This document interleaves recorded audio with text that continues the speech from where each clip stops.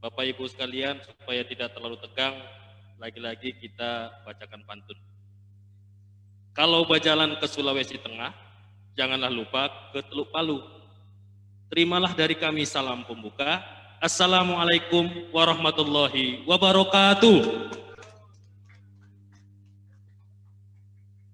Library Cafe sudah pun diresmikan sebagai tempat saling berbagi.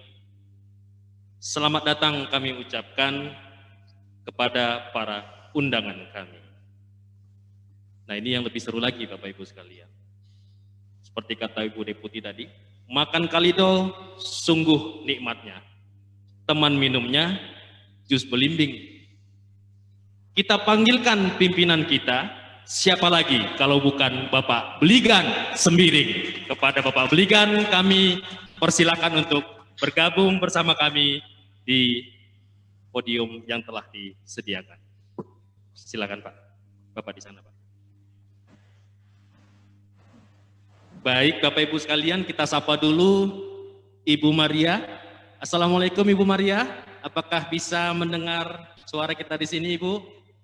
Waalaikumsalam, suara sangat bagus. Baik, terima kasih Ibu. Kita akan lanjutkan dengan segera. Namun mohon bersabar Ibu Maria. Ya. Sebelum Ibu Maria akan menyampaikan paparannya, kita mintakan terlebih dahulu pengantar dari Bapak Beligan Sembiring sebagai Kepala Perwakilan BPKP Perwakilan Provinsi Sulawesi Tengah. Kepada Bapak, waktu dan tempat kami persilakan.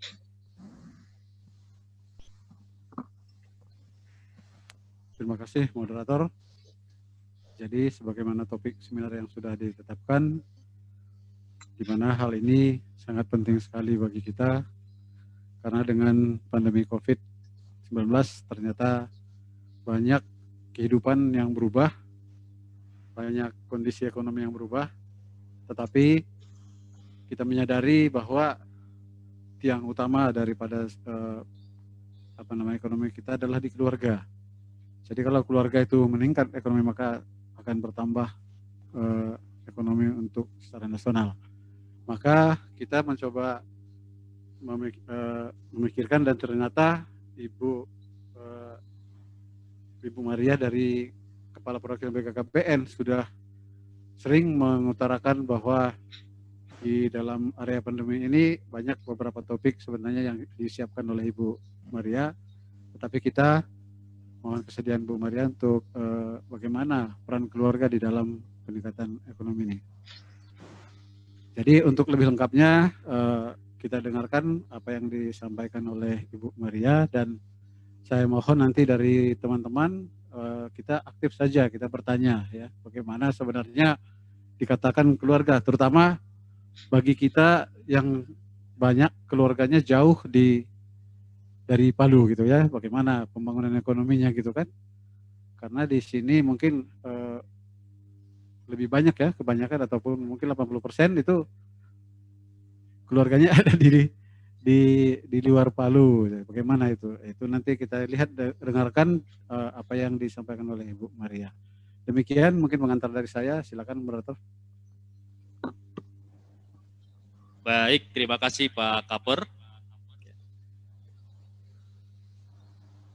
Kepada panitia mohon ditampilkan slide biodata Ibu Maria.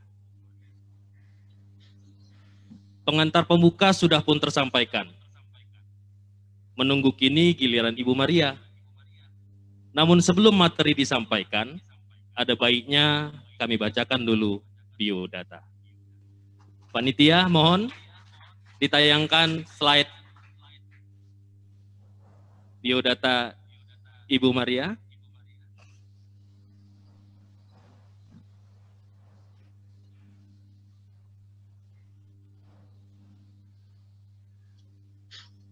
Ya, bagaimana panitia?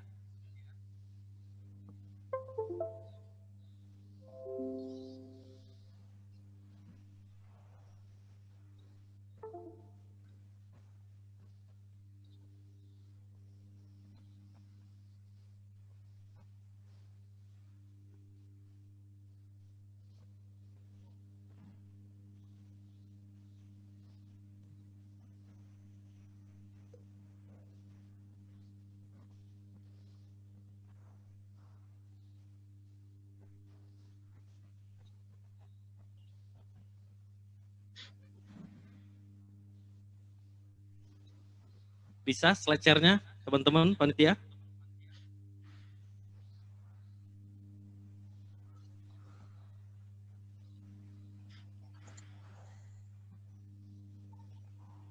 Iya, ini dia, mudah-mudahan bisa ditampilkan.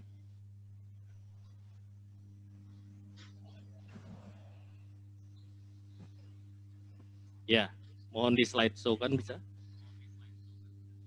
Ya, Bapak Ibu, para undangan kami dan rekan-rekan sejawat sekalian, inilah biografi daripada influencer kita pada kali ini dengan tema peran perencanaan keluarga dalam mendukung ketahanan ekonomi nasional di era pandemi COVID-19.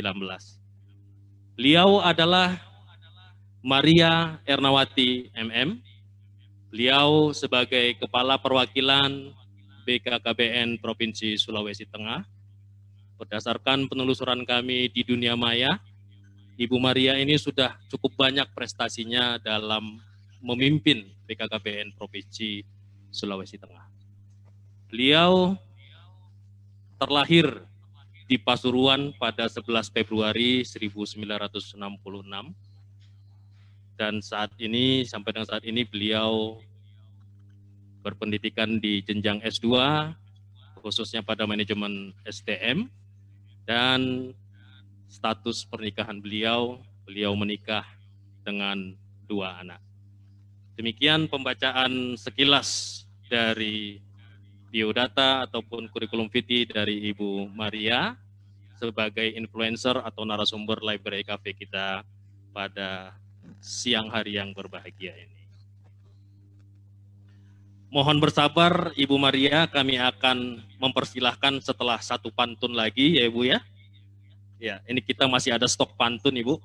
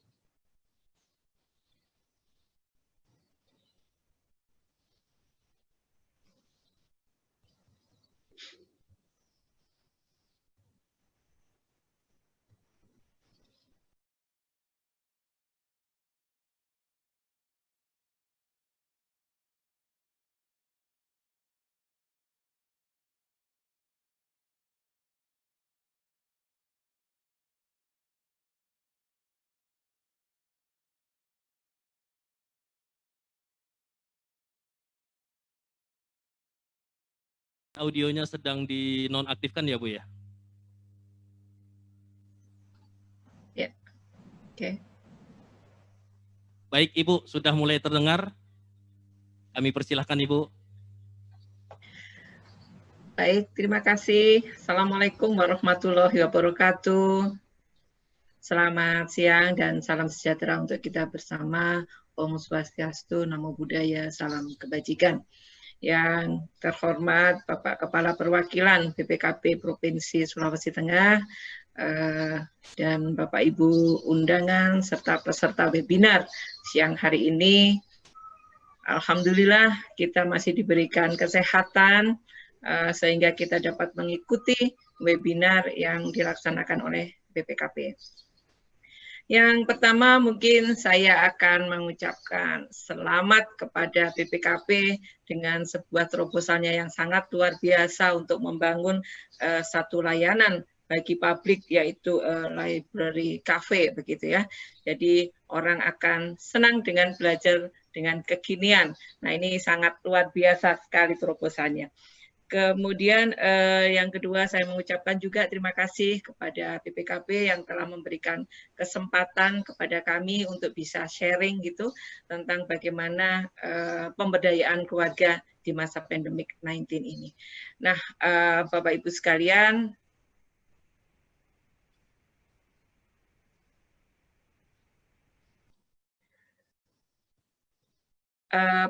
Bapak, waktu kami berapa lama ya untuk kegiatan ini? Ya, mohon izin Ibu, kalau boleh maksimal 25 menit Ibu. Setelah itu kita baik. akan tambahkan dengan tanya jawab. Baik, siap. Jadi kami akan membuat dari subtema begitu ya, supaya lebih fokus begitu tentang bagaimana membangkitkan ekonomi kerakyatan, bangun keluarga mandiri, ciptakan inovasi di masa pandemik COVID-19 ini. Nah, sebelum saya ke arah peran keluarga, Bapak Ibu sekalian, saya ingin menyampaikan tentang situasi kependudukan di Indonesia, bahwa laju pertumbuhan penduduk itu masih tinggi. Kemudian kualitas penduduk di Indonesia ini juga, khususnya di Sulawesi Tengah ini juga masih tergolong rendah. Begitu, ini kita bisa lihat dari indeks pembangunan manusia begitu. Kemudian pandemi COVID ini membuat tidak hanya timbul persoalan kesehatan, namun lebih banyak pada permasalahan ekonomi juga. Kemudian dari Bappenas itu ada prediksi angka kemiskinan itu sekitar 24 sekian juta gitu. Kemudian dari Menteri Keuangan juga memprediksikan bahwa ada pengangguran sekitar 5,3 juta.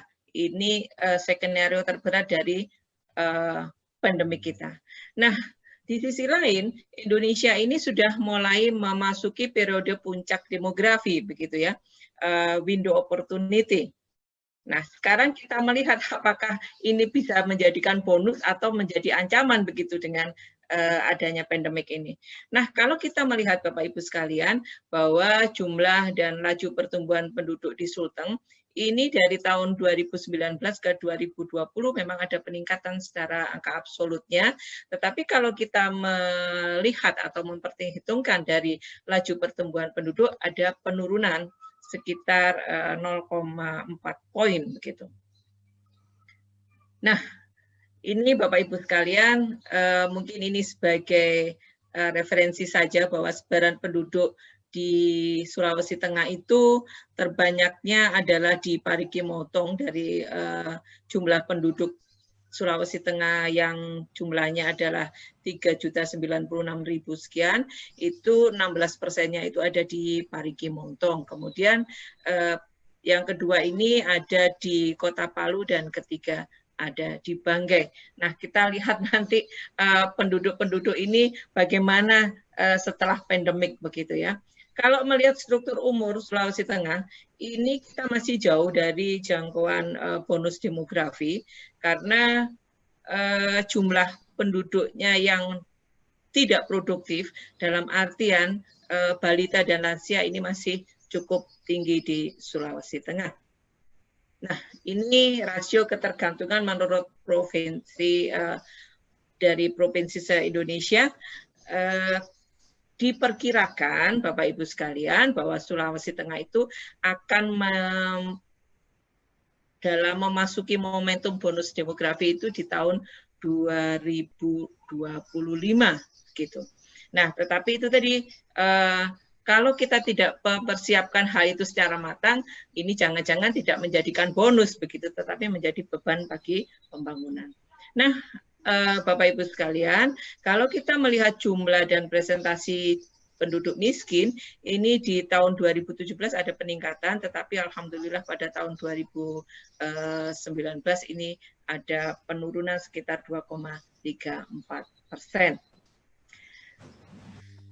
Ini sebagai gambaran saja Bapak Ibu sekalian, bahwa belanja pada masyarakat miskin itu yang pertama, saya ambil dari ini BPS Pusat, bahwa yang pertama itu adalah padi-padian.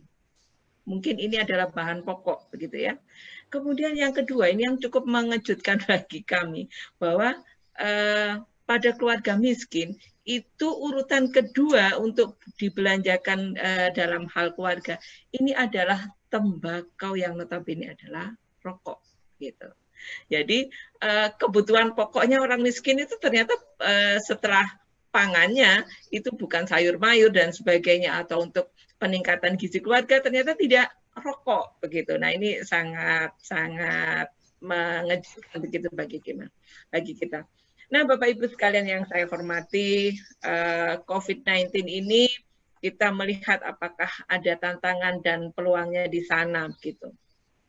Pandemi COVID ini tentu akan menuai krisis ekonomi ini kita sudah tahu secara besar-besaran, kemudian juga terjadinya penurunan omset usaha, begitu ya, pertumbuhan konsumsi rumah tangga melambat menjadi 32% ini menurut Bu Sri Mulyani, begitu ya. Kemudian UPPKS juga mengalami penurunan. UPPKS itu adalah usaha peningkatan pendapatan keluarga sejahtera. Ini juga penurunan omset karena pola konsumsi juga menurun begitu. Nah, apa yang bisa dilakukan Bapak Ibu sekalian, mungkin kita hanya sharing saja, adalah merubah mindset baik secara genotip maupun fenotip begitu ya. Adanya harus kita mulai untuk bagaimana memberikan satu informasi kepada keluarga-keluarga khususnya di Sulawesi Tengah ini untuk bagaimana bisa merevolusi mental mereka, merubah mindset mereka menjadi sesuatu yang kinerja dan produktif sehingga diharapkan pada masa pandemik 19 ini mental tidak boros dan produktif begitu. Pendekatan program pemberdayaan keluarga ini ada dua sebenarnya, yaitu melalui pengelolaan keuangan keluarga. Ini tentunya tidak boros dan ada sedikit investasi kalau misalkan memungkinkan. Kemudian yang kedua, ini adanya usaha ekonomi keluarga pada masa pandemik ini. Kalau misal saya bisa gambarkan seperti ini. Jadi pemberdayaan ekonomi keluarga itu melalui dua pendekatan, yaitu wadah program. Jadi di BKKBN ini Bapak Ibu sekalian, BKKBN ini di era yang baru dengan tagline baru yang dulu adalah 2 anak cukup, begitu sekarang tidak 2 anak lebih sehat atau dahsyat begitu. Jadi 2 anak lebih sehat bukan 2 anak cukup begitu. Ini kami pendekatannya ada yang namanya program Bangga Kencana. Bangga Kencana itu kepanjangan dari sebuah akronim Bangga Kencana itu yang kepanjangan adalah pembangunan keluarga, kemudian kependudukan dan keluarga berencana. Sehingga memang core bisnisnya BKKBN saat ini adalah bersasaran pada keluarga begitu.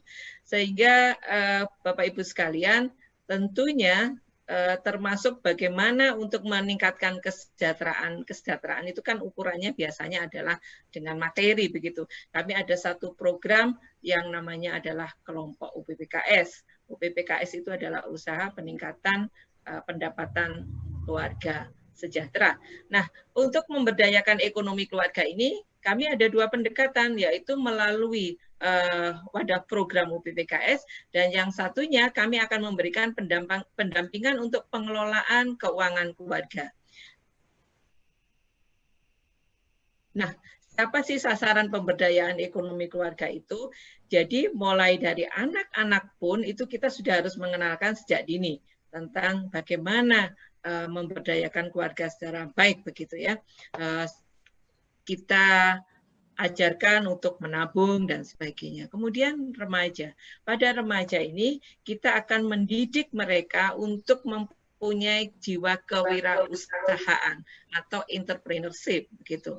Nah, ini tentunya dengan masa pandemik ini dibutuhkan satu inovasi kreasi bagi anak-anak muda yang tangannya ini sangat mahir karena beliau lahir ada di era digitalisasi begitu ya.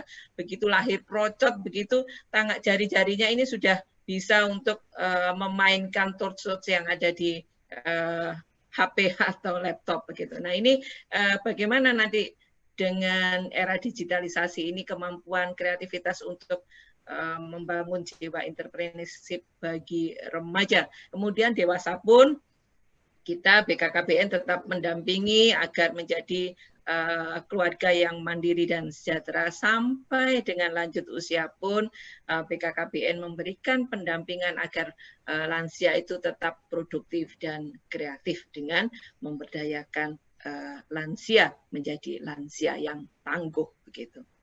Nah, Bapak Ibu sekalian, berbicara tentang UPPKS, yaitu suatu kelompok usaha ekonomis produktif yang beranggotakan sekumpulan anggota keluarga yang saling berinteraksi dan terdiri dari berbagai tahapan keluarga, begitu ya.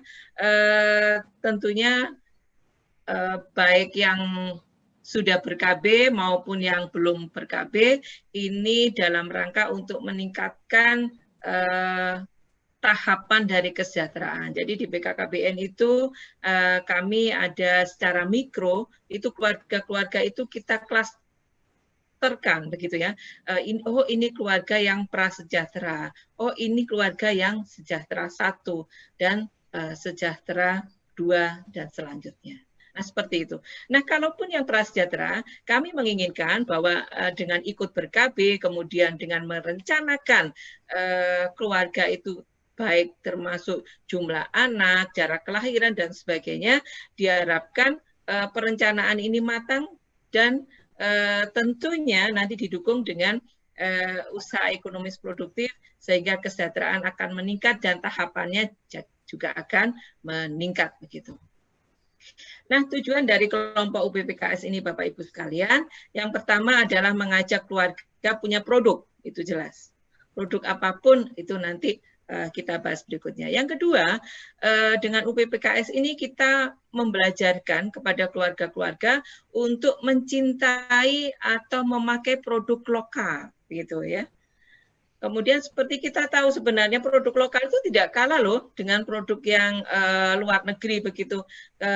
Saya pernah ke Thailand, ternyata tas yang dijual di sana adalah tas yang diekspor dari Tanggulangin, Jawa Timur.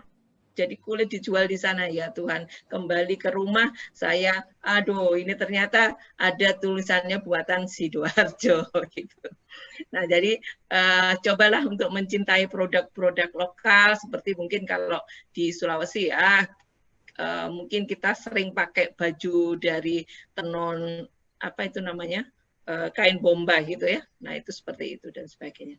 Kemudian yang ketiga, tujuan dari kelompok UPPKS ini adalah adanya satu persatuan atau perkumpulan, entah itu dalam bentuk koperasi atau dalam sistem jejaring pemasaran. Nah, ini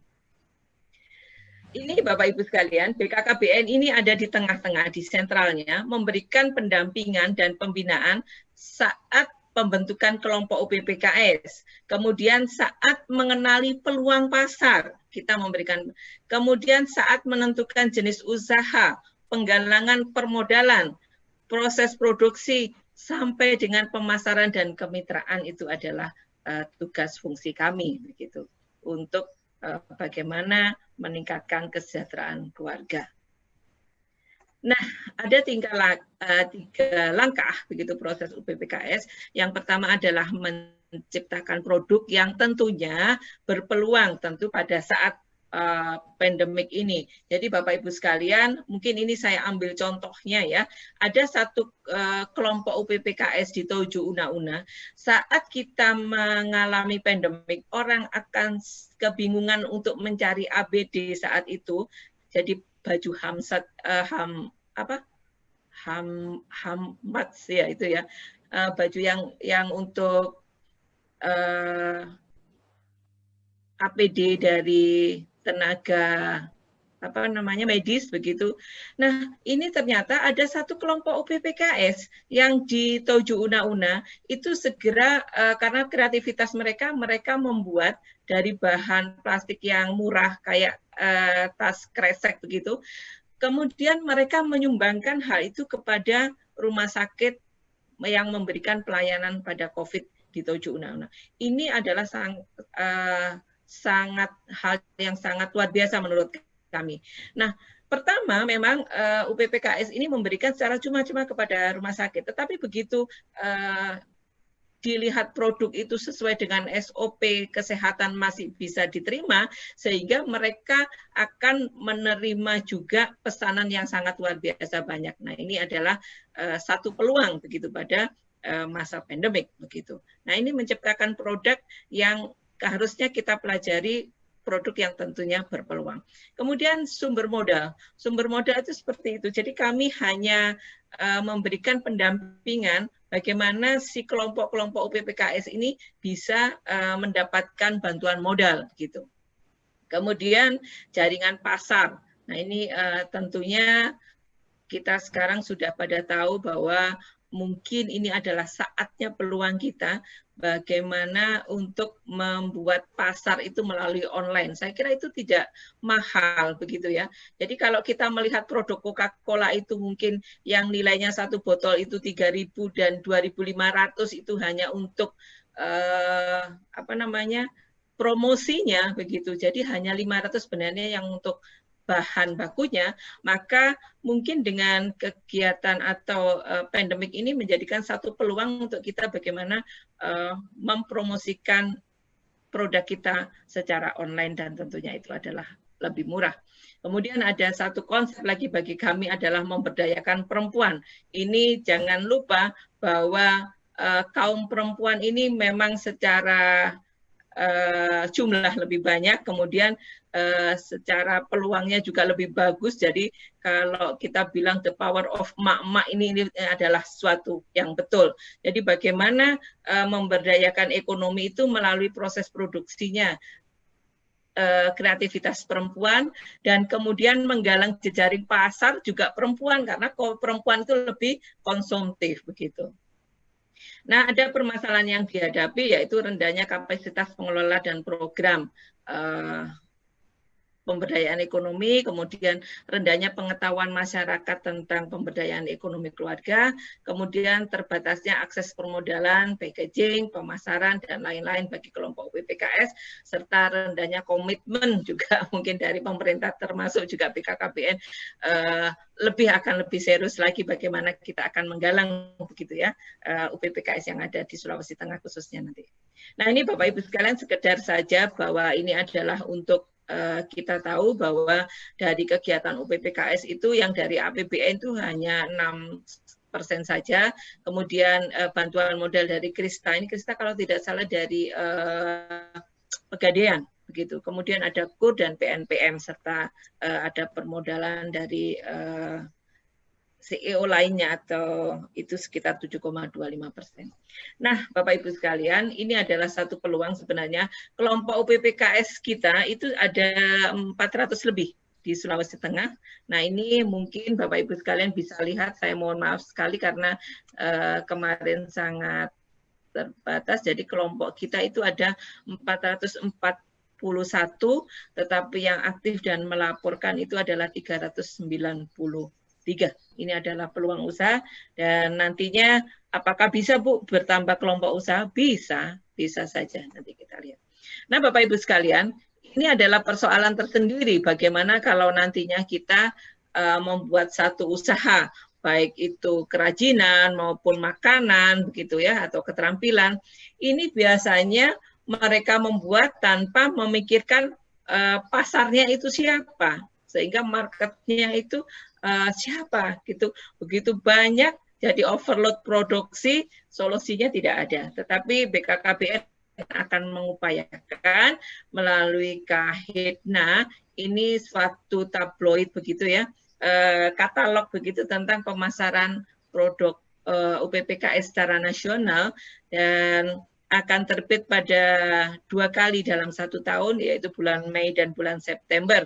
Tetapi jangan khawatir, Kahitna ini juga ada juga online-nya dalam Instagram, yaitu kahitna.id. Silahkan untuk mengakses, ini ada aksesnya, http://w instagram.com dan sebagainya itu.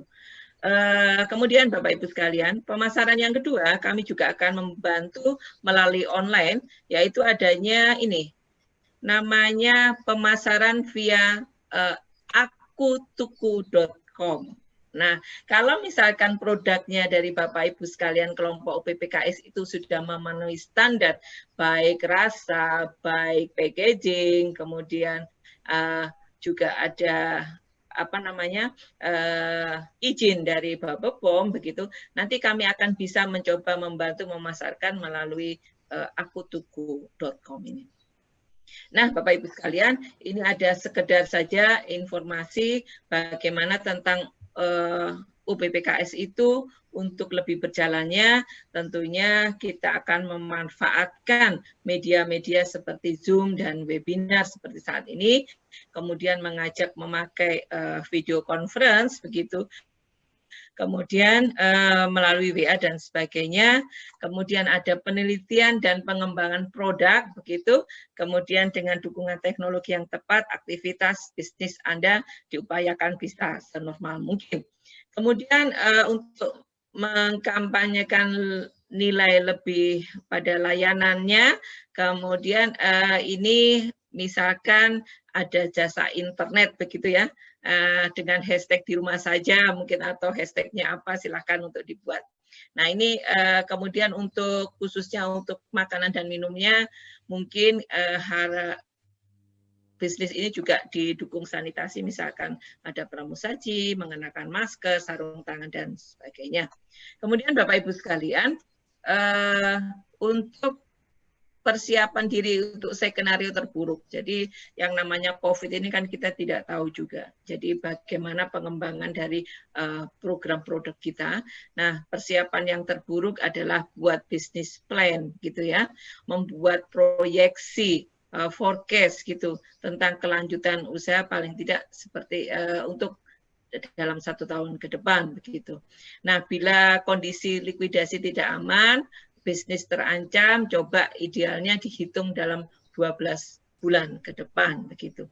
Apakah perlu untuk mempertahankan bisnis atau tidaknya. Kemudian Bapak Ibu sekalian, untuk pendekatan pengelolaan keuangan, ini mungkin share saja bahwa ada 6 begitu. Yang pertama tentu adalah mengevaluasi sumber penghasilan. Kalau pada saat pandemik ini berharapnya kita melakukan penghematan dan penyesuaian anggaran lagi yang tidak wajib nggak usah dibeli dulu gitu ya. Kemudian yang kedua coba untuk prioritas pada pos-pos belanja yang wajib saja. Kemudian ini ada tips juga untuk memanfaatkan promo-promo yang ada seperti Harganas kemarin kami menggandeng beberapa pengusaha yang ada di Palu memberikan satu diskon produknya pada ada Hypermart, ada Alfamidi begitu, memberikan diskon promo kepada keluarga-keluarga Sulawesi Tengah. Kemudian yang ketiga, ini alokasikan anggaran lebih sederhana, jadi dibagilah 2 pos yang utama untuk keuangan, jadi pengeluaran rumah tangga yang rutin dan wajib, kemudian dan pengeluaran keluarga yang rutin tetapi dapat dihemat, itu silahkan untuk digali kembali. Kemudian yang keempat, sisihkan untuk dana darurat, kemudian tetap melakukan aktivitas-aktivitas produktif yang sederhana. Kan sekarang ada peluangnya nih, orang lagi sekarang pakai masker. Nah, di rumah kan bisa membuat masker kalau misalkan ada mesin jahit dengan pola-pola yang sederhana begitu. Jadi lebih manis begitu ya. Kemudian yang keenam mungkin mengantisipasi kondisi darurat bisa melalui perlindungan keuangan dengan ikut asuransi dan sebagainya. Bagaimana kalau misalkan dana kita sangat minim dan bahkan tidak ada anggaran ya? Saya mungkin bisa berbagi, ini sharing saja, bisa menjual barang yang bersifat tersier begitu dan jarang dipakai, misalkan emas gitu ya. Kalung, gelang buat apa juga ya sementara ini dijual dulu untuk memenuhi kebutuhan. Dan opsi kedua mungkin gadai, tetapi saya berharap bahwa gadainya juga pada lembaga yang resmi begitu supaya tidak salah. Nah, kemudian pinjaman dana tunai ini juga banyak sekali sekarang itu online pun juga menawarkan begitu ya pinjaman dana, dan kami berharap juga dana itu silahkan pada lembaga atau instansi yang resmi saja. Hindari pemberian konsumtif, ini tentu saja. Dan Bapak Ibu sekalian, ini mungkin pilihan usaha yang sangat tepat di masa pandemik 19 ini, Bapak Ibu sekalian, selama dengan hashtag di rumah saja, keluarga mungkin bisa membuat inovasi produk-produk baik barang maupun jasa yang tentunya mudah diakses dan terjangkau begitu ya. Jadi yang harganya murah, yang ini menjadikan kebutuhan pokok di saat pandemik, seperti mungkin ya usaha kuliner berupa lauk pauk. Ini kan sangat apalagi katanya Pak Beligan tadi, wah ini Bu, kami ini di BPKP itu 80%-nya adalah keluarganya tidak di sana. Nah, daripada masak susah-susah, mungkin ada yang pinter bikin lauk, silahkan untuk membuat lauk itu dijual lah di kalangan sendiri di BPKP gitu. Kemudian jamu yang higienis diantarlah, pertama kan antar di lingkungan BPKP sendiri, kalau mungkin bisa nanti menyeberang di lingkungan BKKBN begitu ya. Kemudian yang kedua mungkin rempah tradisional ya. Kemudian ada bahan baku makanan begitu, sembako dan lain-lain. Dan yang keempat mungkin kalau punya usaha garment dan tidak laku karena sekarang pandemik, mungkin bisa dialihkan untuk membuat satu alat pelindung diri atau masker dan lain-lain. Kelima mungkin buat usaha jasa, baik itu pulsa, listrik, dan internet. Nah, Bapak Ibu sekalian, karena ini di masa pandemik, dan untuk menjaga kesehatan keluarga, maka BKKBN juga memberikan satu sosialisasi begitu tentang bagaimana keluarga-keluarga itu melindungi diri selama pandemi. Yang pertama tentunya dengan cuci tangan pakai sabun begitu ya, kemudian pakai hand sanitizer, kemudian kalau batuk itu jangan langsung begitu ditutup di lengan segini, atau pakai masker dan tisu segera dibuang. Kemudian yang keempat tentunya adalah physical distancing dan social distancing. Kemudian tetap olahraga, walaupun kita pandemik ya, olahraga di kantor atau di rumah. Kemudian konsumsi makanan yang sehat, begitu ada sayur dan buah lokal. Hindari garam terlalu banyak, gula, lemak, dan bahan pengawet. Yang kedelapan ini dari bapak-bapak, mungkin saya hanya menyarankan untuk berhenti merokok atau mengkonsumsi alkohol begitu, khususnya di masa pandemik. Dan kesembilan ini penting ya, berpikir positif, hindari melihat televisi dan sosial media yang memberikan satu info yang tidak terkendali, yang itu hoax dan sebagainya. Cari situs-situs yang resmi saja untuk bagaimana melihat COVID ke depannya. Nah, ini tentunya kalau misalkan kita salah untuk memilih program, khawatirnya adalah mengganggu kesehatan mental anggota keluarga. Nah, Bapak Ibu sekalian, di masa pandemik ini tentunya mendekati new normal, kita harus berdamai dengan COVID, gitu tentu saja dengan melaksanakan protokol kesehatan dan jaga jarak atau individu minimal 2 meter. Nah, mungkin pada penutup ini ada beberapa yang perlu kami sampaikan. Nah, saat pandemik ini dengan menerapkan hashtagnya di rumah saja, kita ambil hikmahnya, kembali kepada keluarga yang biasanya sehari-hari mungkin kita disibukkan, mungkin kita jarang untuk berkomunikasi antar keluarga. Nah, ini adalah saatnya yang tepat untuk bagaimana kita berkumpul dengan berkeluarga, berinteraksi, kemudian saling berdaya tentunya, dan saling peduli satu sama lainnya.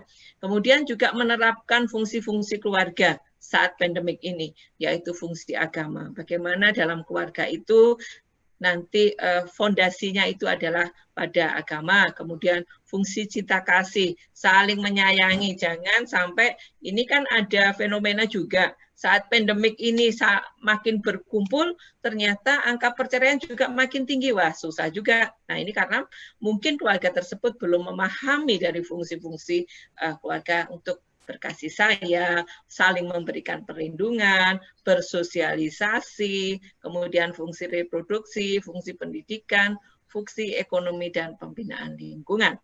Kemudian tentunya pada pandemik 19 ini berharap untuk keluarga itu tetap produktif. Nah, produktif itu tentu saja sesuai dengan keberadaan dari keluarga tersebut. Ya, kalau yang namanya karyawan, ya sudah produktif, orang BPKP produktif sebagai ASN, kemudian keluarga yang lain misalkan produktif dengan ekonomi keluarga dan sebagainya. Kemudian dan tetap berhemat begitu. Cinta keluarga, bahagia dan sejahtera selalu, karena berencana itu keren. Demikian Bapak Ibu sekalian, beberapa hal sharing saya tentang keluarga di masa pandemik ini. Mudah-mudahan bisa memberikan manfaat kepada Bapak Ibu sekalian, dan sekali lagi terima kasih saya aturkan kepada BPKP yang memberikan kesempatan. Pesan saya, stay at home, stay safe, dan social distancing serta physical distancing. Begitu. Demikian atas kesempatannya, sekali lagi saya mengucapkan terima kasih, dan dengan segala kekurangannya saya mohon banyak dimaafkan. Saya akhiri, ihdina siratal mustaqim. Wassalamualaikum warahmatullahi wabarakatuh. Waalaikumsalam warahmatullahi wabarakatuh. Terima kasih Ibu Maria. Bapak Ibu sekalian, kita beri aplaus yang meriah untuk Ibu Maria yang sudah menyajikan pemaparan yang sangat detail, bahkan ada tips and trick ya, tips-tipsnya cukup banyak sekali yang bisa tentunya kita implementasikan atau kita laksanakan di tengah-tengah pandemi COVID-19. Mohon izin Ibu, kita akan buka pertanyaan satu dulu dari para audiens atau pemirsa kita. Jika ada, ya baik, terima kasih. Ada pertanyaan dari Kejaksaan Tinggi, yang mewakili Kejaksaan Tinggi, Bu.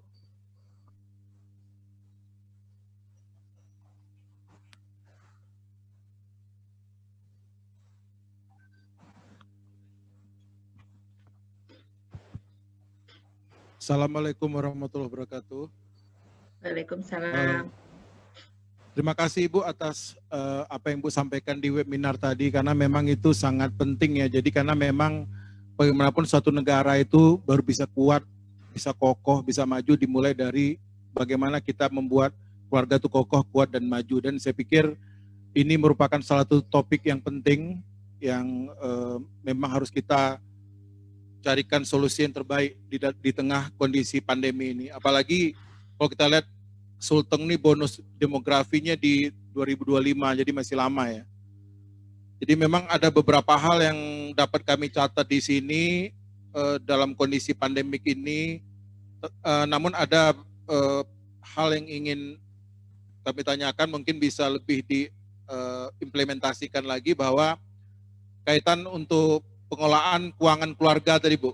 Ibu sampaikan bantu anak-anak diajarkan menabung, remaja dengan jiwa kewirausahaan, entrepreneurship, kemudian yang dewasa keluarga yang mandiri dan sejahtera, dan lansia yang produktif dan kreatif. Mungkin Bu mohon penjelasan lebih lanjut lagi, seperti apa wujudnya itu, seperti yang Ibu sampaikan tadi. Itu satu. Terus yang kedua berkaitan dengan tadi kalau saya lihat ke UPPKS itu lebih konteksnya ke kewirausahaan, artinya bagaimana kita punya usaha lah. Tapi dalam hal ini Bu, karena kita semua di sini ASN, jadi bagaimana tips untuk ASN itu seperti apa dalam masa pandemi ini? Terus kemudian yang ketiga, saya kok kurang setuju hashtag di rumah saja. Kalau di rumah saja itu ya orang yang punya usaha di luar maju ya, kita semakin tabungan semakin nipis Bu. Mungkin jangan hashtag di rumah saja, tapi tetap semangat dan mencari solusi bagaimana di tengah kondisi pandemi ini kita dapat bangkit. Karena Bu, tolong mungkin disampaikan ke kami kira-kira presentasinya Bu, karena seperti berbanding terbalik Bu ya. Di saat kita terlalu takut menjaga kondisi di rumah saja, kondisi ekonomi kita, apalagi kondisi ekonomi keluarga itu terpuruk. Tapi sebaliknya kalau kita juga tidak peduli dengan menggunakan protokol COVID-19, kita keluar, kita sakit, jaga yang susah juga keluarga. Jadi bagaimana kita menjaga sinergi nih, kestabilan antara kita di rumah saja dengan kita tetap aktif di luar. Mungkin itu Bu yang dapat saya sampaikan. Terima kasih. Assalamualaikum warahmatullahi wabarakatuh. Waalaikumsalam warahmatullahi wabarakatuh. Baik, Ibu Maria silakan, mungkin bisa langsung ditanggapi Bu, kita satu persatu dulu. Silakan Ibu. Baik. Baik, terima kasih pertanyaan luar biasa dari Bapak Kejaksaan Tinggi. Terima kasih Pak. Ada beberapa pertanyaan. Jadi bagaimana sih mewujudkan tentang pengelolaan ekonomi keluarga begitu ya, dimulai dari anak-anak, kemudian dari remaja, kemudian sampai dengan dewasa dan lansia. Jadi implementasinya Bapak Ibu sekalian bahwa pemberdayaan ekonomi itu atau pengelolaan keuangan itu memang kita harus membelajarkan sejak dini pada anak-anak kita. Jadi kalau misalkan anak-anak kita itu mungkin Bapak Ibu sekalian diberikan tanggung jawab bagaimana mengelola keuangannya sendiri. Misalkan uang saku untuk anak SD itu bisa diberikan dalam 1 minggu, tidak 1 hari, gitu ya. Jadi 1 minggu itu kalau misalkan 1 harinya 5.000, begitu kalau misalkan 6 hari sekolahnya dia berarti kan 30.000. Nih nak, saya berikan 30.000. Apakah dari 30.000 itu sama anak SD itu akan dihabiskan dalam 1 hari atau dia masih bisa berhemat untuk dalam 1 minggu? Syukur-syukur kalau misalkan ada sisanya yang untuk dia tabung. Nah, ini adalah proses pembelajaran bagi anak-anak saat anak-anak. Yang namanya keluarga itu kan yang dinamakan keluarga itu kan bisa ibu bapak anak, ibu dengan anak, bapak dengan anak, begitu kan Pak? Nah ini tentunya seluruh anggota keluarga itu juga harus bisa kita berikan pelajaran untuk bagaimana mengelola keuangan sejak dari dini. Ini terpenting. Nah ini masyarakat kita, khususnya di Indonesia, ini berdasarkan hasil survei begitu ya. Ini amat banyak yang sangat memanjakan anak-anaknya begitu, sehingga apapun kekurangannya tidak ada satu touch atau pendekatan untuk pembelajaran bagaimana mengelola keuangan. Kalau kurang ya udah nah, misalkan 30.000, 2 hari sudah habis begitu. Karena tidak tega ya namanya orang tua, udah kita kasih lagi. Nah ini bukan proses pembelajaran, jadi bagaimana dia bisa mengatur keuangan itu mungkin 1 minggu. Kemudian bertahap, anak yang lebih besar lagi mungkin cara pengelolaannya 1 bulan sekali dan sebagainya. Kemudian pada remaja begitu ya, kita akan berikan satu pendampingan tentang bagaimana kreativitas untuk membangun namanya jiwa untuk entrepreneur. Jadi Bapak Ibu sekalian sudah paham bahwa pemerintah kita itu berapa sih yang bisa memberikan peluang pekerjaan gitu. Sedang anak-anak kita butuhnya berapa. Nah ini tentunya hal ini bagaimana kita bisa mendorong anak-anak itu supaya anak-anak kita ke depannya itu lebih banyak untuk berwirausaha begitu, karena sekarang pun itu banyak sekali peluang-peluang di era digital. Jadi saya juga pertama kali itu nggak ngeh gitu ya, kenapa sih YouTuber itu kok jadi kaya-kaya? Ternyata dengan memasukkan konten-konten yang menarik, kemudian ada subscribe dan sebagainya, itu memberikan peluang untuk menghasilkan begitu. Nah ini adalah bagaimana kita memberikan kepada anak-anak kita yang remaja itu untuk menanamkan jiwa entrepreneur begitu. Jadi membuka peluang usaha begitu supaya tidak bergantung kepada pemerintah. Kemudian pada saat dewasa tentunya dengan suatu perencanaan yang baik begitu ya, dimulai dari dini kemudian remaja. Saya berpikir kalau dewasa ini sudah akan tinggal memantapkan saja begitu. Jadi menjadi orang yang mandiri, orang yang lebih sejahtera, kemudian di masa tuanya pun ini akan lebih yang namanya orang tua tentunya jangan jangan kita wah sudah tua begitu ya. Bagi keluarga-keluarga yang mempunyai anggota keluarga yang sudah tua, bagaimana kita juga bisa memberdayakan mereka supaya mereka itu juga tetap sehat begitu, tetap kreatif dan produktif. Nah, menjadi lansia yang tangguh. Nah, Bapak Ibu sekalian, peserta webinar, ini BKKBN sebenarnya mempunyai satu pola pendampingan melalui kelompok-kelompok kegiatan yang kita bangun. Jadi mulai dari bagaimana memberikan pola asuh yang betul, yang tadi yang menurut saya tadi memberikan pendampingan begitu ya kepada bagaimana termasuk pengelola keuangannya, termasuk juga jiwa sosialnya, termasuk juga tingkat kecerdasannya, itu melalui kelompok yang namanya BKB, Bina Keluarga Balita. Jadi yang dibina bukan balitanya, tetapi keluarga yang mempunyai balita, sehingga balita itu bisa menjadi tumbuh dan berkembang secara optimal. Gitu. Termasuk juga tadi itu dari sisi keuangannya dan pendidikannya. Kemudian saat remaja, BKKBN juga mempunyai satu kelompok kegiatan yang namanya BKR, Bina Keluarga Remaja. Ini diperuntukkan untuk keluarga yang mempunyai anak remaja, supaya bagaimana memberikan pola asuh yang tepat kepada remaja, supaya terhindar dari narkoba, kemudian salah pergaulan, dan sebagainya, itu melalui BKB.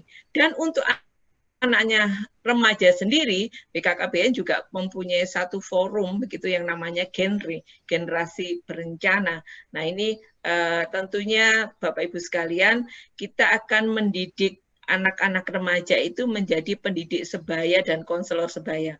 Yang mana kita ketahui bahwa anak remaja itu sangat akan sedikit nggak enak hati kalau curhat dengan orang tua, begitu kan? Nah, curhatnya itu kepada sesama remajanya. Nah, untuk itu kami mendidik remaja ini untuk bisa mendampingi teman-temannya yang remaja melalui pendidikan konselor dan pendidik sebaya. Di lansia pun kami akan memberikan satu pendampingan untuk keluarga-keluarga lansia supaya lansia itu tetap berdaya, tetap tangguh begitu. Jadi ada satu pertemuan atau kelompok kegiatan tentang keluarga lansia. Itu tentang bagaimana peran BKKBN dalam memberikan pendampingan kepada seluruh anggota keluarga yang ada supaya bisa meningkat dari tingkat kesejahteraan dan tentunya kebahagiaan. Kalau kesejahteraan ukurannya adalah bisa secara fisik ya Pak ya, kalau kebahagiaan itu adalah batin yang ukurannya adalah masing-masing. Tapi kami berharap bahwa nantinya dengan tingkat kesejahteraan meningkat, insya Allah nanti kebahagiaan, apalagi dengan 8 fungsi keluarga tadi dilandasi dari fungsi agama, insya Allah lah keluarga-keluarga di Indonesia ini bisa semakin berdaya dan berkualitas gitu. Kemudian UPPKS ini kelihatannya pada kewirausahaan, memang betul Pak. Jadi kegiatan sebenarnya UPPKS itu ada 2, yaitu untuk kegiatan pendampingan kita dalam kewirausahaan untuk menambah income per kapita pada keluarga itu, maka kita akan memberikan satu solusi pendampingan agar menciptakan produk kecil-kecilan, baik itu keterampilan, baik itu makanan. Nah, itu yang nantinya akan bisa menambahkan income bagi keluarga tersebut, begitu. Nah, kelompok UPPKS ini adalah terbangun dari beberapa keluarga yang tentunya ingin mempunyai satu program untuk meningkatkan ekonominya melalui produk-produk rumah tangga tadi, home industry tadi. Kemudian hashtag di rumah saja. Ini maksudnya begini Pak. Jadi pada masa COVID-19 ini kita memang menganjurkan untuk keluarga itu tetap produksi tetapi di rumah saja. Jadi melalui kelompok-kelompok UPPKS tadi yang saya maksudkan gitu. Jadi di rumah tetap produktif, membuat kue, membuat jajanan masakan yang untuk kita jual. Nah, itu tetap di rumah saja begitu. Jadi saling menguatkan antar anggota keluarga. Mungkin kalau sama-sama di rumah begitu ya, bapak di rumah kan bisa membantu juga untuk membuat satu masakan atau membuat satu menggunting masker atau apalah yang saling menguatkan untuk bisa menambah income. Nanti akan dijualnya juga melalui online kalau bisa, Pak. Begitu. Nah, kalau misalkan makanan, tentunya ini supaya bisa menghindari kita untuk sering tidak keluar rumah, kan ada jasa antar tuh, banyak tuh yang ada di tempat kita. Kalau mungkin saya boleh sebutkan, ini bukan endorse ya, mungkin Gojek atau Grab dan sebagainya, itu bisa satu layanan antar gitu. Nah, saya kira itu Pak, jadi bukan artinya di rumah saja terus kita berdiam diri, begitu tidak. Tetapi saya berharap bahwa keluarga-keluarga khususnya di Sulawesi Tengah ini, kalau tidak perlu, tidak usah keluar rumah. Jadi tetap di rumah, tetapi tetap kreatif dan produktif. Itu saya kira mudah-mudahan sesuai dengan harapan dari pertanyaan Bapak tadi. Baik, terima kasih Bu Maria. Sejenak kita hening dulu, Bapak dan Ibu sekalian, mendengarkan azan yang sedang berkumandang untuk sholat zuhur.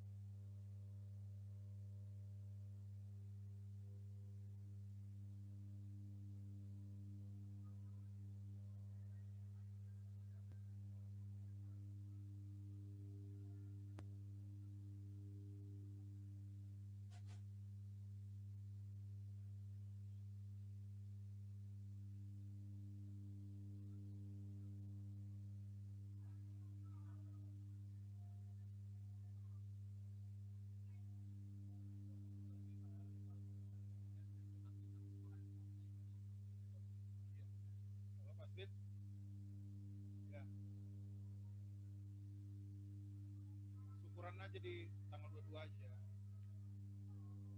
Karena kan digabung sama Budiati.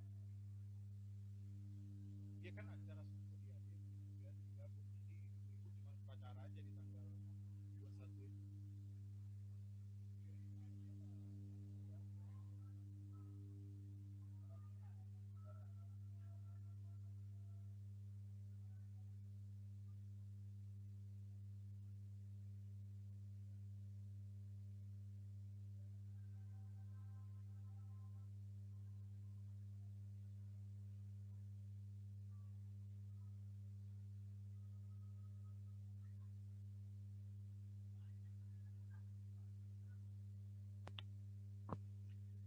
Baik, Ibu Maria, kita lanjutkan setelah kita mendengarkan kumandang azan zuhur.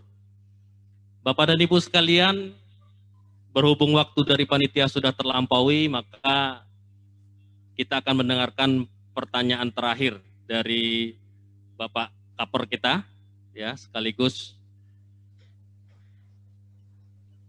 Ya, oh ada pertanyaan lain, satu dari peserta, ya. Mohon izin Bu Maria, mohon bersedia kiranya, ya Bu ya. Silakan. Kami persilahkan Pak.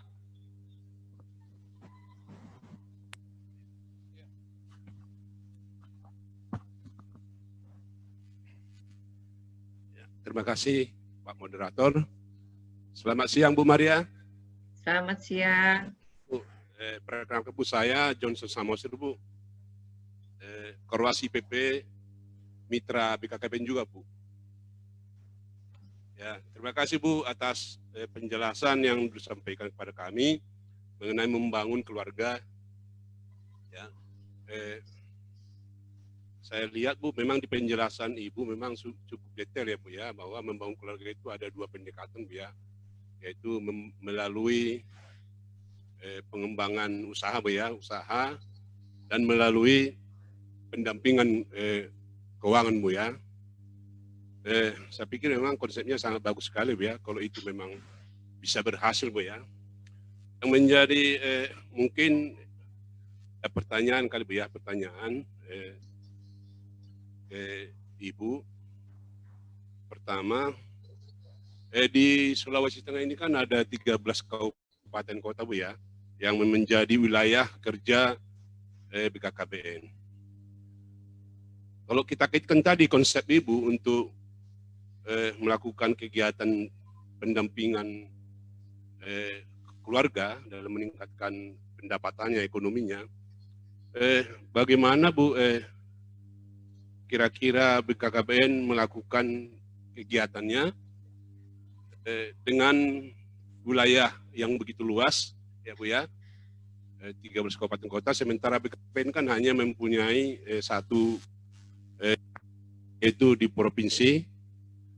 Mungkin bagaimana upaya-upaya yang dilakukan oleh BKKBN sehingga program ini bisa terlaksana, Bu ya, terlaksana, berjalan, Bu ya.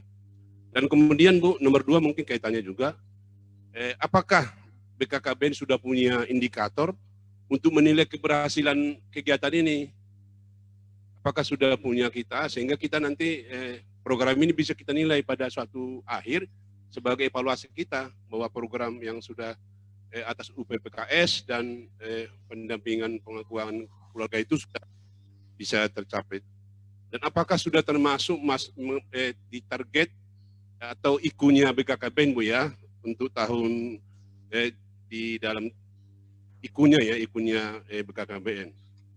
Kemudian nomor 3 Bu, kira-kira apa Bu metodologi yang dilakukan oleh BKKBN dalam melakukan pendampingan keluarga yang begitu luas tadi Bu ya. Tadi Ibu menjelaskan sampai dengan perorangan Bu ya, individu, anak-anak, orang tua ya Bu ya. Begitu luasnya Bu pekerjaan itu ya. Kira-kira apakah metodologi yang dilaksanakan sehingga artinya ini bukan hanya sekedar konsep tapi bisa nyata Bu ya. Apakah misalnya ada punya target kita metodologinya terus sekian berapa tahun bisa kita kira-kira tercapaiannya? Ukurannya seperti itu, berapa tahun, apakah 5 tahun atau 3 tahun? Mungkin itu Bu pertanyaan saya. Terima kasih Bu.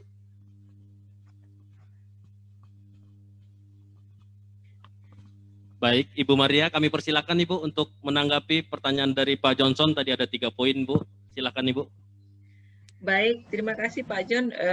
Pertanyaan yang sangat luar biasa begitu ya.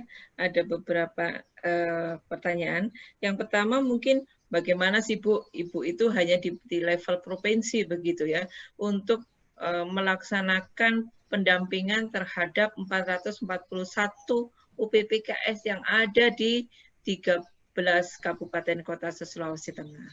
Baik Bapak Ibu sekalian, jadi BKKBN ini sampai dengan saat ini tentunya dari Undang-Undang 23 tahun 2014 kita kembali diamanai begitu bahwa PKB itu penyuluh keluarga berencana itu menjadi masuk kembali kepada Satker BKKBN.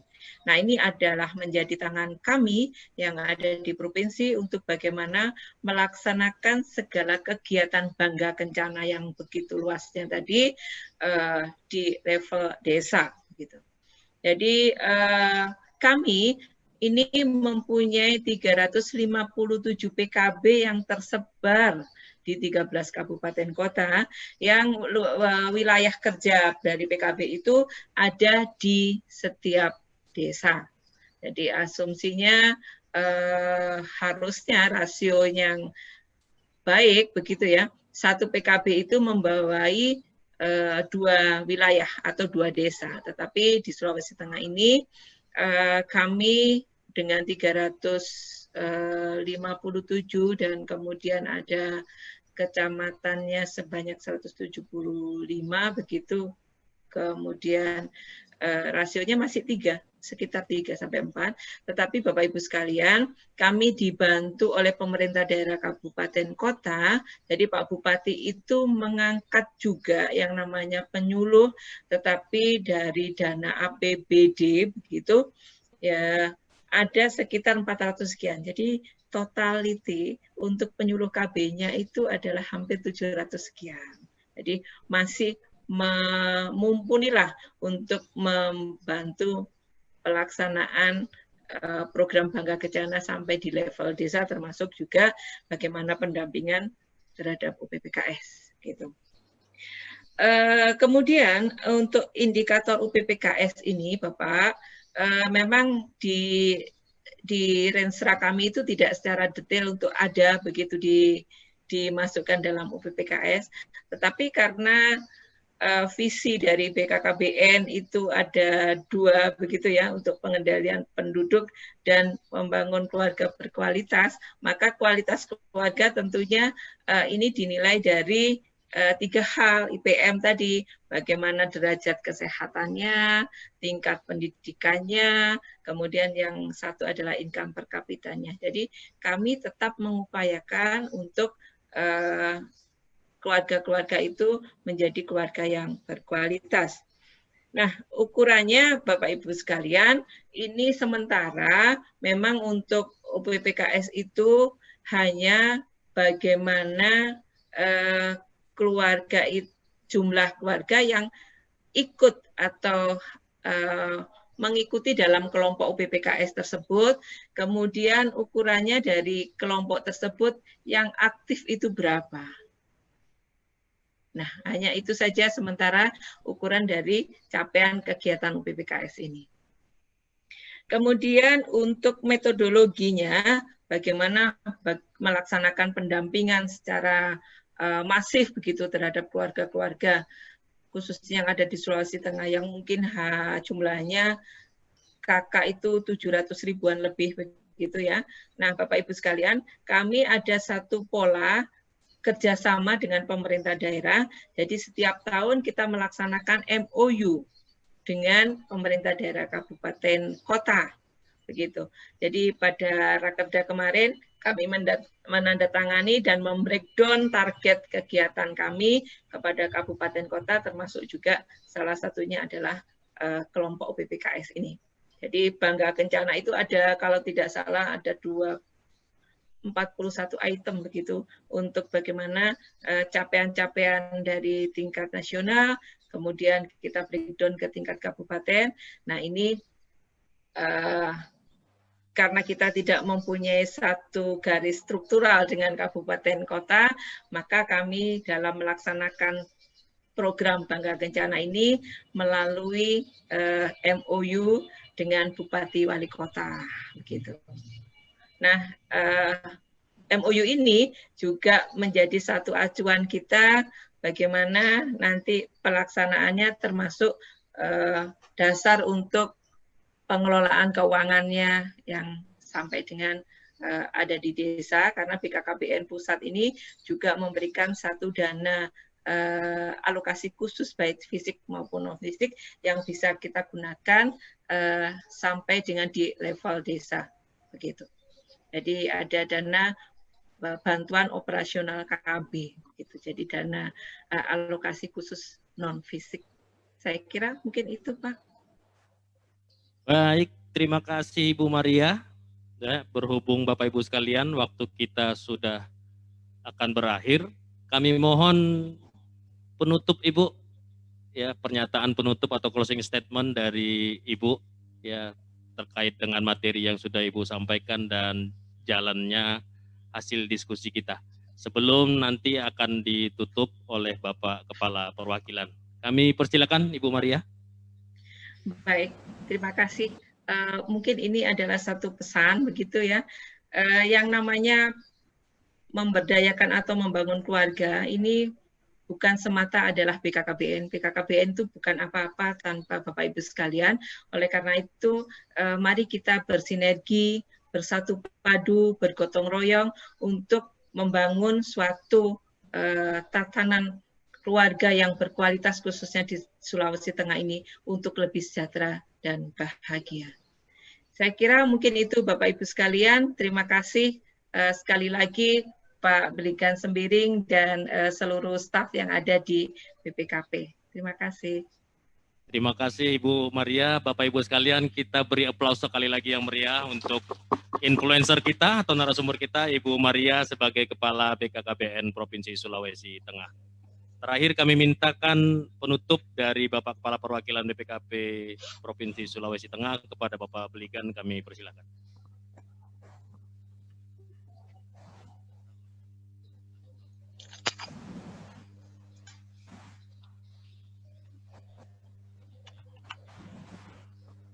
Baik, terima kasih terutama untuk influencer kita Ibu Maria atas kesediaannya. Ternyata kita tidak menduga ya, yang disampaikan itu banyak hal, terutama tadi pembangunan keluarga, mulai dari tingkat anak-anak, remaja, bahkan sampai pada lansia. Lansia juga tetap harus produktif. Yang saya tangkap di sini adalah tadinya saya ragu kalau pertumbuhan penduduk itu di area pandemi, di area COVID ini karena di rumah saja justru meningkat gitu. Tapi ternyata kata Ibu tadi menurun gitu kan. Tapi nggak tahu kita Bu, 3 bulan kemudian nanti bagaimana ini.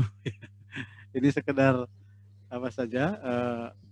Karena ada juga yang mengatakan karena di rumah saja mungkin bisa produktifnya ada, tapi mungkin bukan produktif terhadap ekonomi keluarga, tapi produktif terhadap jumlah keluarga gitu kan.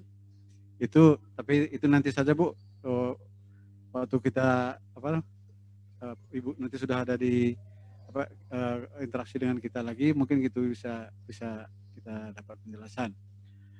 Kemudian tadi Ibu juga banyak menjelaskan bagaimana membangun ekonomi keluarga dengan cara milenial ya, istilahnya itu ya, dengan cara kondisi yang sesuai dengan sekarang.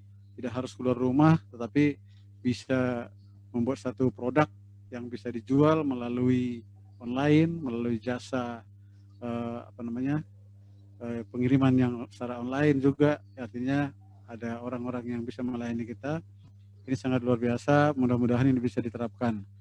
Tadi saya sampaikan di sini banyak yang keluarganya ada di sini, ada yang jauh. Itu juga tadi Ibu mengasih tip ya, monggo Bapak Ibu, Bapak juga boleh untuk memproduksi makanan yang bisa dijual untuk lingkungan. Ini terutama, tapi jangan hanya Indomie saja gitu ya. Kalau Indomie saja nanti lama-lama jadi sakit gitu kan. Coba kita dengarkan apa yang disampaikan oleh Ibu. Tadi boleh memproduksi mungkin saya ada satu ide juga. Saya sudah coba tetapi belum sampai tuntas. Ikan bandeng tanpa duri gitu kan. Bisa nggak di rumah kita kalau nggak ada kerja ya cabutin duri bandeng gitu kan. Seperti itu ya. Contoh-contoh kecilnya. Nanti harga sebelum dicabut dan setelah dicabut itu jauh beda sekali gitu ya. Saya sudah mencoba ini belum berhasil, baru berhasil 80%. Ini contohnya. Terima kasih Bu sekali lagi atas penjelasannya dan mungkin sudah ini Pak. Nanti lagi Pak. Nanti aja kita. Oh ya boleh Pak. Ya saya close dulu Pak ya. Jadi itu Bu, dan juga terima kasih kepada semua panitia ini ternyata seminarnya itu sangat sukses ya, tidak ada noise, tidak ada gangguan suara apapun. Akhirnya kita semuanya bisa berhasil mendengarkan paparan Ibu, bisa memahami, dan juga saya lihat bahan paparannya juga bisa di-share, bisa kita dapat dan bisa kita pelajari demi peningkatan keluarga. Dan ada sedikit Bu pesan dari Kejaksaan, monggo Pak silakan.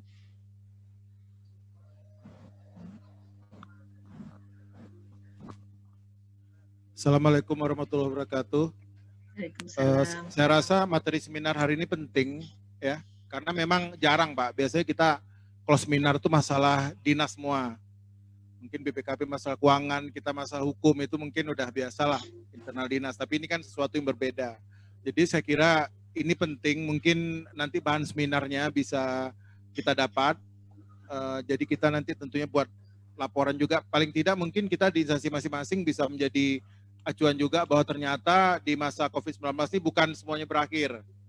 Justru kita harus bisa menyikapi dengan bijak bagaimana kita tetap survive. Memang betul kalau masalah menabung, kita udah menabung semua, kita sudah berhemat. Namun demikian tentunya dari para pakar, tadi Bu Maria makasih telah memberikan kiat-kiat kepada kita. Tentunya ini mudah-mudahan bisa kita aplikasikan di keluarga kita sehingga kita tetap menjadi keluarga yang tangguh. Mungkin itu aja Pak, jadi kita minta bahannya tadi, mohon kiranya dapat di-share ke kita dan menjadi oleh-oleh yang bisa kita bawa pulang setelah seminar ini. Terima kasih sekali lagi. Assalamualaikum warahmatullahi wabarakatuh. Waalaikumsalam warahmatullahi wabarakatuh. Bagaimana Bu Maria? Mudah-mudahan tidak keberatan ya Bu, agar materinya tadi bisa di-share untuk kita bersama. Ya, Karena silakan. alhamdulillah. Iya, silakan. Sekali saya malah senang sudah ada di panitia, silakan untuk di-share. Baik, terima kasih Ibu ya. Baik Bapak Ibu sekalian, alhamdulillah acara seminar kita pada siang hari ini sudah pun akan berakhir. Ya. Sekali lagi kita aplaus bersama-sama untuk Ibu Maria dan kita semua. Sebelum kita akhiri, kami masih punya satu pantun terakhir. Sungguh indahnya bisa berbagi, cakep, demikian kita akhiri. Sungguh kasihan yang tidak punya kekasih, cukup sekian dan terima kasih. Lebih dan kurang, mohon maaf dari kami sebagai moderator pada acara seminar kali ini. Salam sehat selalu buat kita semua. Bertemu lagi pada acara Library Cafe pada sesi berikutnya. Lebih dan kurang, mohon maaf. Billahi taufik wal hidayah. Wassalamualaikum warahmatullahi wabarakatuh. Sebelum kita bubar Bapak Ibu sekalian, mohon kita bisa untuk salam COVID bersama. Sebagai simbol kita nanti panitia akan meng-capture, kami akan menghitung sampai dengan 3, kita bersama-sama untuk salam COVID di tempat masing-masing. Sudah siap? Siap? Kita akan mulai. 1, 2, 3.